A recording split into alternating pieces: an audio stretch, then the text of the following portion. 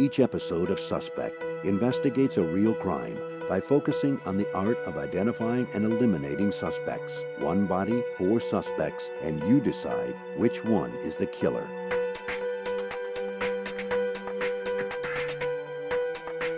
This episode of Suspect investigates a real crime that took place on October 17, 1997 in New York City.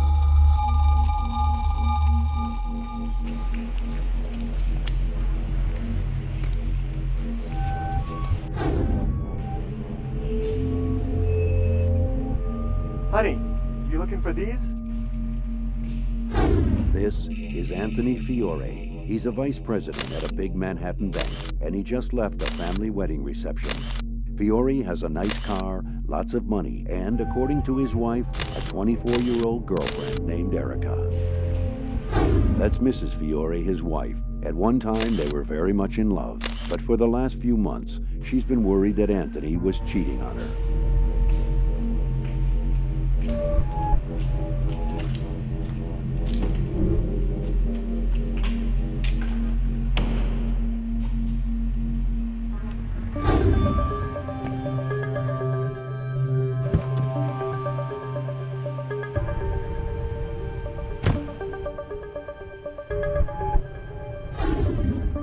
This is Frank Puccetti. He works with Fiore at the bank, and he thinks Fiore is trying to steal a client. That's why he followed him here today. Let's just go from there. And the guy trying to get in Fiore's face is Louise's little brother, Arnold Iannacone. Louise just told him that Fiore was cheating on her. He didn't take it very well.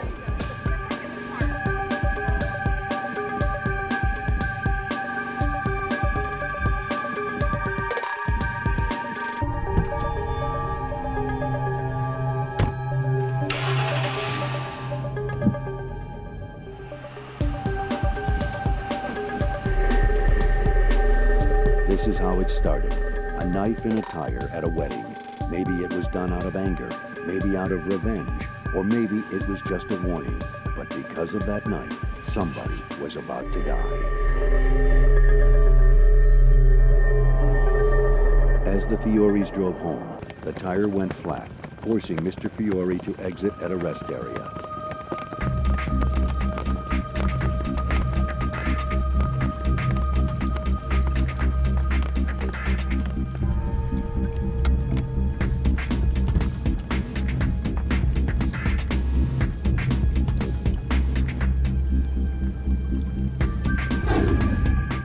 As if things couldn't get any worse, meet Jim Howards. Jim just got out on parole and was known to be in the vicinity on the night in question. A wealthy couple on a deserted road could look pretty tempting.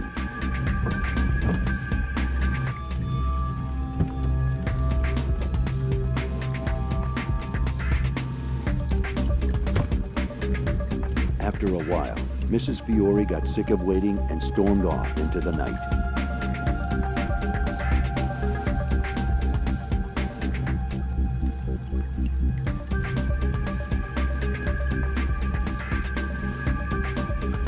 Mr. Fiore continued to repair the tire by himself. At approximately 1:30 a.m., he had removed the damaged tire and was about to put on the spare.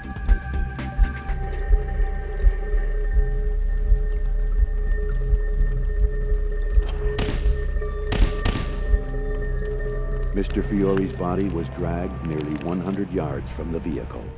One body and four equally likely suspects, but only one of them murdered Anthony Fiore. Was it Mrs. Fiore in a jealous rage? Would Jim Howards have risked his freedom for a buck? And what about the victim's brother-in-law Arnold or co-worker Puccetti? Did one of them stick the knife in the tire? One body, four suspects, and 1,000 questions that you must answer to find the killer. October 18th, 1997, 2:14 a.m. 911 received a call from a frantic Louise Fiore. What's the problem? Well, I don't know what to do. I can't find my husband. I came back and he was gone. What's the address, ma'am? I don't know. I'm on the side of the road. 20 minutes later, a patrol car arrived at the scene. The officers found Louise Fiore in tears. Her evening dress and heels were covered in mud. Her husband was missing. The officers found shell casings next to Fiore's car. After a brief search of the surrounding area, police made a shocking discovery. Anthony Fiore's body was found in the brush 100 yards from the side of the road. Detective Tom Walters led the investigation into the Fiore murder. I got there about 20 minutes after the victim had been found. I immediately debriefed the officers at the scene of the crime. And then I saw Mrs. Fiore standing there. She was distraught, cold, somewhat confused. 9 times out of 10, in a murder investigation, we look very closely at close friends and family members. Usually it's one of those that had committed the crime. So from that point on, I had considered Mrs. Fiore a suspect. In her statement to police, Mrs. Fiore described the confrontation between her brother and her husband. Arnold Iannacone was added to the list of potential suspects.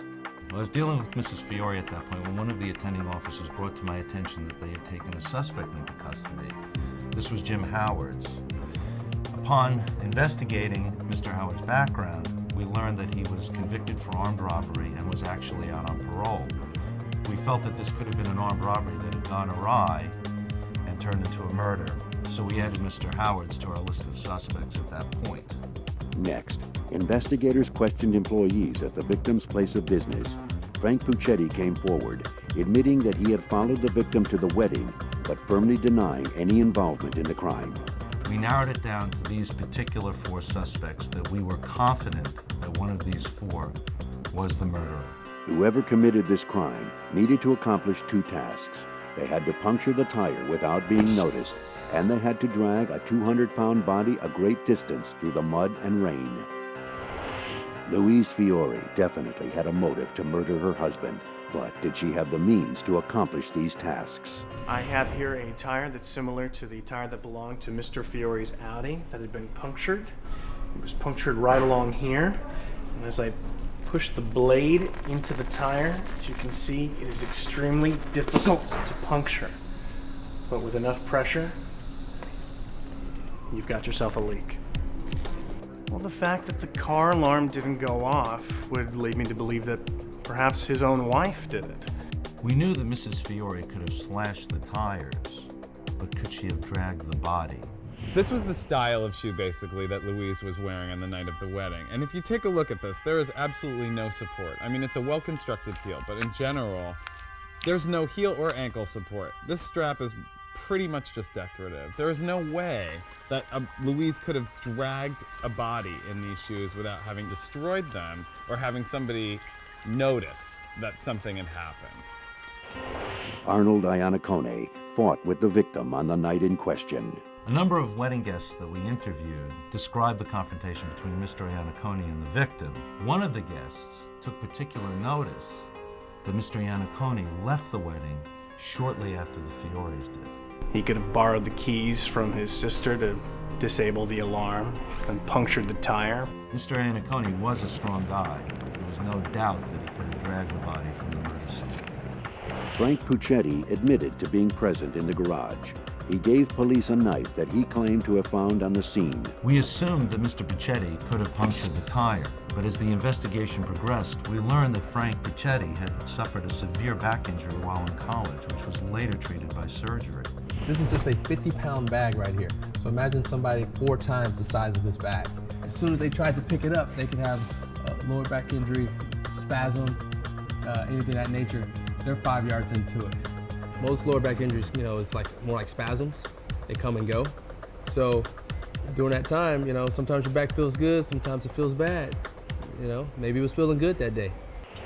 Jim Howard's had been spotted lingering by the crime scene, and the fact that he was an ex-con made him even more suspicious. Mr. Howard's, we had no reason to believe, had anything to do with the puncturing of the tire. We don't believe he was present in the garage at that time. Our working theory was that it had been an armed robbery that had gone awry, resulting in a murder. Ex-con, these guys work out, they got a lot of spare time on their hands. He definitely has the, the size and capability to pull the body. In every murder investigation, our goal is to gather as many suspects as possible and then eliminate them one by one until we've narrowed it down to our prime suspect. One of the ways we go about eliminating suspects is taking a look at the means that the suspect has. As we delved further into the investigation, we uncovered information that indicated one of our suspects clearly lacked the means to commit this murder. 4 likely suspects, but only one of them murdered Anthony Fiore. Was it Arnold Iannaccone, the brother-in-law, Frank Puccetti, the angry co-worker, Jim Howards, the convicted felon, or Mrs. Fiore, the jilted wife? Take a moment to decide who you think committed the crime. Then log on to Court TV or text message keyword suspect to get exclusive clues on the case. When we return, the first suspect is eliminated and we come one step closer to the murderer.